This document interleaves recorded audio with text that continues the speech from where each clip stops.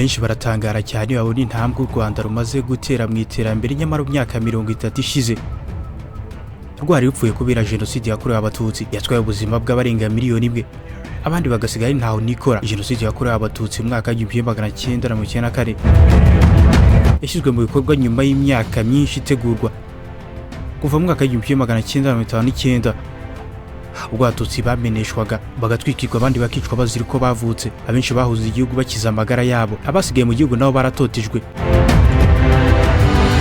bose ba muri uwo muruhu udashira kugeza ku wa 4 Nyakanga mu mwaka w'1994 ubwo inkuru yakwirakwiraga hose ko ingabo za RPA zahagaritse jenoside. Muri icyo gihe abanyarwanda barabohowe, hatangira urugendo rwo kubaka igihugu cyari cyaramaze gusenywa, ari ryo terambere u Rwanda rukatajemo. Rwanda rwijeje kuri ibi ngibi byose kuko hari abagabo, abasaza, abakecuru, abasore n'inkumi bitanze kugira ngo igihugu kigire amahoro.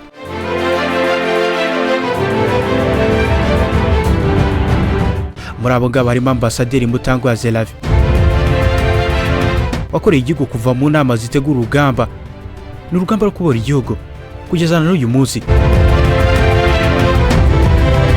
aho yakomeje kubyitegereza ku rwego mpuzamahanga. Ambasaderi Mutanguha yavukiye Nyagahanga, uri mu karere ka Gatsibo. Amashuri abanza yigiye Nyagahanga, akomereza muri seminari Rwesero hari mwaka w'1959. Mu mwaka w'1959 ubwo hatangiraga inkundura yo guhiga abatutsi, ntibyaciye kabiri ko mu mwaka w'1956 yahungiye muri Uganda yari hamwe n'ababyeyi be, ariko akomeza kwiga n'ubundi amashuri ataha mu nkambi ya Shungerezi muri Uganda.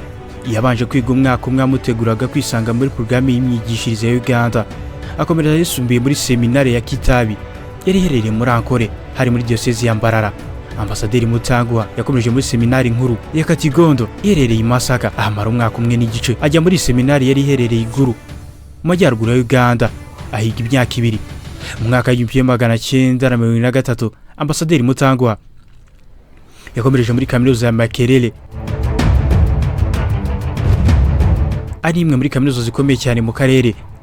Akoresheje amayeri yo kwita umunya-Uganda kuko iyo biza kumenyekana ko ari umunyarwanda ntibyari gukunda kayinjiramo. Yizemo ibijyanye n'ubucuruzi imyaka 3. Mu mwaka w'1976 ajya muri Kenya nyuma yo kubura akazi muri Uganda kuko ari umunyarwanda.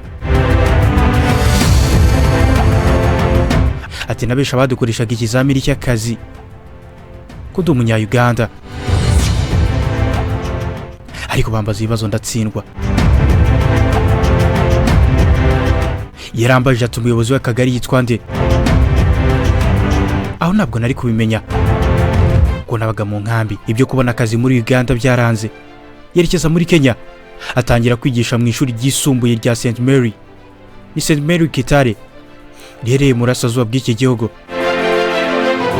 Ari n'umucungamari w'iri shuri, akanabifatanya no kwigisha ibijyanye n'imiyoborere muri kaminuza ya Nairobi. Nyuma y'imyaka 4 yavuye muri iryo shuri, iryari ishuri ryigenga, ajya gukorera leta ya Kenya. Yigisha mu ishuri ry'abakobwa ryari ahitwa Kitui, ni mu burasirazuba bwa Kenya. Nakora y'imyaka 3 nyuma yabonye akazi mu muryango w'abibumbye, yoherezwa gukorera muri Sudani. Icyo gihe ritaracikamo ibice 2, hari mu mujyi wa Juba, uri mu murwa mukuru wa Sudani y'Epfo. Yakoresha ishami ry'umuryango w'abibumbye ryita ku iterambere UNDP, ariko anigisha muri kaminuza ya Juba ibijyanye n'ibaruramari.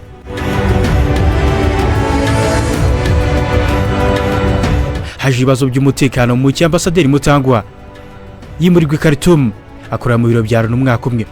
Uyu mudiplomate wazengurutse ibihugu byinshi yasuye muri Uganda, akora ikigo cyitwa African Medical and Research Foundation kitaga ku buzima, ariko gifite n'indege zafashaga abarwayi muri Afrika y'Uburasirazuba. Icyo gihe yabaye umuyobozi mukuru w'icyo kigo, yarashinzwe imiyoborere mu bizwi nka Program Administrator kugeza mu mwaka w'1994. Urwo rugendo rwose rwajyanaga no gutanga umusanzu mu rugamba rwo kubohora igihugu, bitari gufata imbunda, ahubwo n'umusanzu w'ibitekerezo. Ambasaderi Mutanguha ati twatangiye umuryango witwa Rwanda Welfare Foundation, wari umuryango witaga ku mpunzi ariko byari mu bwihisho. niyo twanyuraga dukora politike mu 1987 dutangira gukora politike byeruye biza guhindukamo FPR inkotanyi. Ni muri Kenya twakoraga politike, yabaye chairman wa komisiyo y'ububanyi n'amahanga mu cyo cya Uganda. Bakomeza gukora politike y'urugamba rwo kubohora u Rwanda rutaratangira. Abashoboye bajya ku rugamba, abandi nka ambasaderi Mutanguha bakorewe ubukangurambaga mu bigo bya za militeri zitandukanye ushaka imfashanyo n'ibindi. Ambasaderi Mutanguha mu rugamba rwo kubaka u Rwanda rushya. Nyuma yo gutsinda urugamba rwo kubohora igihugu, hari hakurikiyeho urundi rugamba rwo cyubaka igihugu cyasaga n'icyabaye umuyonga, abanyarwanda basaranganywe imirimo, abandi bagiye guhagararira u Rwanda n'imahanga ariko bafite inshingano n'ubundi zo gushaka amaboko yari amaboko yo kubaka igihugu. Ambasaderi Mutanguha yohereje guhagararira u Rwanda i Tokyo mu Buyapani hari mwaka wa 1994. Icyo gihe yari anahagarariye inyungu z'u Rwanda mu Buhinde, Pakistan na Australia, Korea y'Epfo, Bangladesh na Sri Lanka n'ibindi bihugu. Aturabyumva byari bigoye, abantu bahembwaga impungure, ariko tukagerageza duheshishe mu Rwanda. Umwe mu mishinga yagize mu ruhare rukomeye cyane no kujyana abanyarwanda 45 kwiga muri za kaminuza zo mu Buhinde hari mwaka wa 1996. Mu kujya gusaba ibiganiro mu Buhinde, ambasaderi Mutanguha yahawe ibaruwa na Professor Rugamba ku Muhinde wari inshuti ye yagomba guharura inzira. Baravugana nyuma biza gukunda.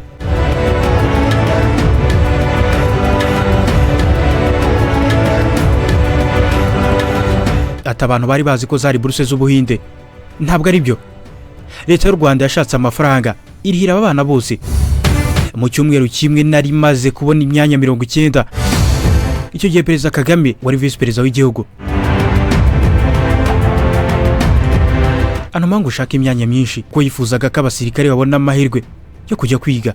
Turayishaka nahise ngaruka gufata ikiciro cya mbere cyari gizwe n'abanyeshuri 200 twahuriye muri Sede Kigali. Ambasaderi Mutanguha yagaragaje ko n'ubu ngubo ari abo yibuka bari kugira uruhare mu iterambere ry'ikoranabuhanga, bari kugira uruhare ubu ngubu mu iterambere ry'ikoranabuhanga ry'iki gihugu riri kugeraho ubu ngubu umunsi ku wundi. Abanyeshuri banyuze mu buzima bugoye n'igihe bigaga, basoje banze kurayikira imisara yo mu Buhinde n'ibindi bihugu byo mu Burayi, bagaruka gufasha u Rwanda wari uri gusanywa. Abyara kugira ngo biture urwababyaye nyuma yo kunguka ubumenyi bwari bufitwe n'abake. Nyuma y'imirimo yashinzwe mu Buyapani, ambasaderi Mutanguha yagizwe ambasaderi w'u Rwanda muri Tanzania.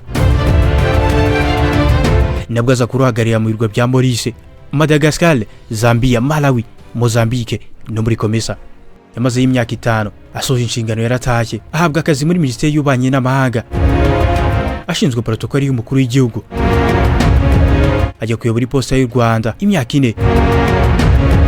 Nyuma itajya kuyobora Kamerwa, ikigo cyari gishinzwe kugura ibijyanye n'imiti mu Rwanda, akoramo imyaka 6. Uyu munsi ambasaderi Mutanguha ni umuyobozi wa TS General Scale Service Rwanda Ltd, ikora imizani kuva kupima ibintu bike kugera ku mizani ya rutura, n'imizani ipima amakamyo bakanayigurisha mu karere u Rwanda ruherereyemo. Ni igitekerezo yakuye ku iposita ry'u Rwanda. Ati icyo gihe nashatse uyikora ndamubura, nshaka umuntu twajyanye muri Uganda amuza n'abantu 2 barabo gukemura icyo kibazo. Ya mizani yose barayikora mu Rwanda, nta muntu wari ushoboye uhari. Byari ngombwa cyane kuko umunzani udakoreshejwe neza uhombye igihugu. Uyu muyobozi yanditse n'igitabo ku ikoreshwa ry'iyo mizani nyuma yo kwiga ibijyanye nawo, akayibonera n'impamyabumenyi y'ikiciro cya 3 cya kaminuza. Ambasaderi Mutanguha asaba urubyiruko gufatirana amahirwe igihugu kiruha, bakomeza kwiyubaka na cyane cyane ko arizo mbaraga z'igihugu. Ni ikiganiro ambasaderi Mutanguha yagiranye n'Igihe, umugabo ashinzwe Protocole y'umukuru w'igihugu. Abantu mwe mu diplomate ba mbere b'u Rwanda, niba yishimiye iki kiganiro kora share, comment ndetse na subscribe. Moize Muhumure niko nitwa, we witwa nde? Nyandikira muri comment. Imana ibarinde. Ciao ciao.